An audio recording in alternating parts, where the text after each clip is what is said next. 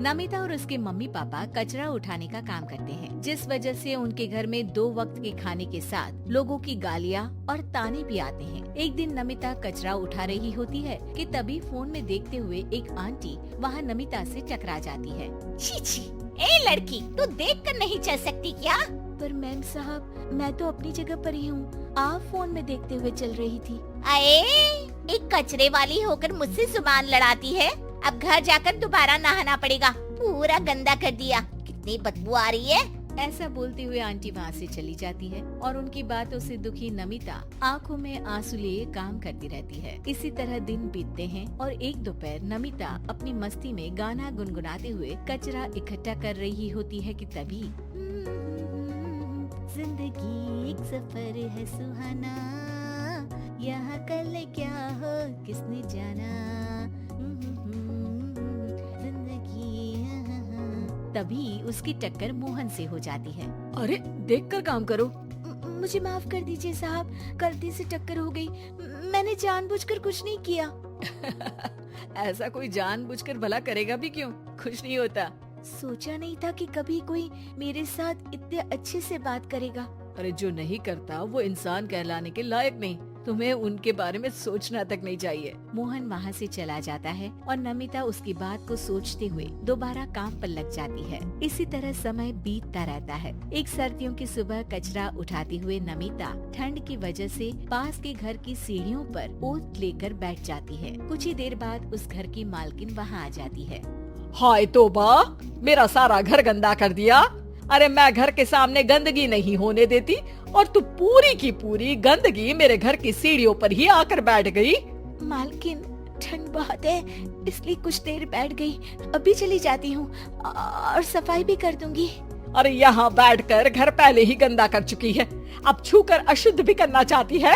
अपनी माँ के चिल्लाने की आवाज सुनकर मोहन घर से बाहर निकल आता है, जहाँ नमिता को देख वो किसी तरह अपनी माँ को शांत करके घर में वापस भेज देता है।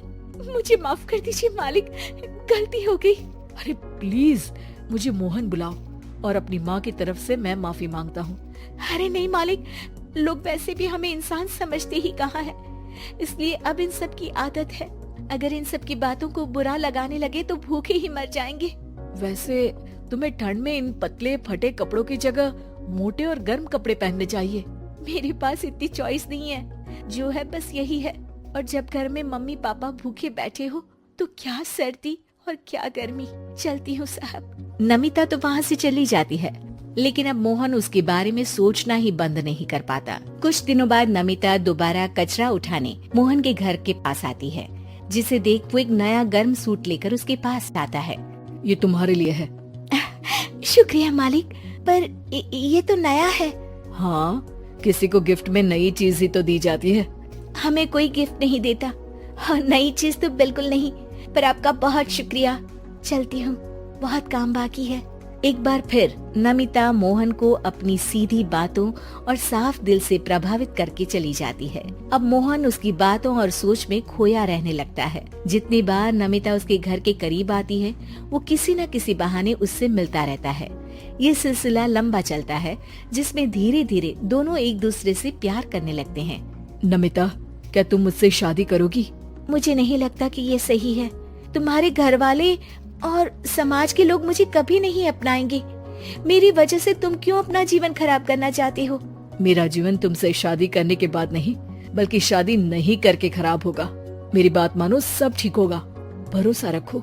मोहन के प्यार और उस पर भरोसे के साथ नमिता शादी के लिए हाँ कह देती है और अगले ही दिन वो दोनों कोर्ट मैरिज कर लेते हैं। इसके बाद मोहन नमिता को लेकर जैसे ही घर पहुंचता है, तो वहाँ उसकी मम्मी, जो अपनी सहेलियों के साथ किटी पार्टी कर रही होती है, उन्हें एक साथ देखकर हैरान रह जाती है। हाय राम, कल मुही करम जली, तुझे एक दिन सीढ़ियों पर बैठने के लिए कुछ जरा बहुत बोल क्या दिया। तूने तो बदला लेने के लिए मेरा बेटा ही फंसा लिया। अरे जिस लड़की की हमारे सामने खड़े तक होने की औकात नहीं, मोहन, तू सीधा उससे शादी करके घर के अंदर ही ले आया। हाय हाय बहन, अब तुम समाज में क्या मुंह दिखाओगी? अरे मेरी बात मानो, अब बाहर निकलना ही बंद कर देना। आंटी जी, मेरी माँ का तो पता नहीं, पर आप आज बाहर निकलकर दोबारा इस घर में कदम मत रखना। अरे हम ऐसे कचरे वालों के घर में आकर अपनी इज्जत खराब करने का शौक भी नहीं रखते। अगर यही कचरे वाली आपके घर का कचरा उठाना बंद कर दे तो उस आलीशान मकान में आप 2 दिन भी नहीं रह सकती। पता है क्यों? क्योंकि आप जितनी गंदगी फैलाते हैं ना, उसे ये साफ करती है, इसलिए आपका घर साफ रहता है और आप उस पर घमंड कर पाती है। इस हिसाब से तो आप और हम कचरे वाले हुए। ये नहीं, कुछ भी हो, बीमारी, ठंड या गर्मी, ये हमेशा अपनी फिक्र ना करते हुए आपको सेफ एंड क्लीन रखने के लिए सफाई करने आती है और आप इसे ही गंदा बोलती है। शर्म करो। मोहन की बात सुन के सबको अपने कहे पर शर्म आने लगती है, जिस पर वो नमिता से माफी मांगते हैं और मोहन की मम्मी भी उसे अपना लेती है।